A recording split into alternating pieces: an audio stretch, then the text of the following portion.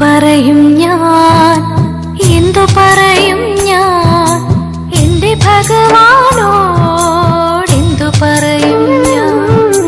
ഒന്നും പറയാതെ ഒക്കെ അറിഞ്ഞോളും നിൻ പരിതാപങ്ങൾ ഒക്കെയും തീർന്നോളും. എന്തു ചോദിക്കും ഞാൻ, എന്തു ചോദിക്കും ഞാൻ എന്റെ ഭഗവാനോട്, എന്തു ചോദിക്കും ഞാൻ? ഒന്നും ചോദിക്കാതെ ഒക്കെയും തന്നോളും നിന്റെ അഭീഷ്ടങ്ങൾ ഒക്കെ നടന്നോളും.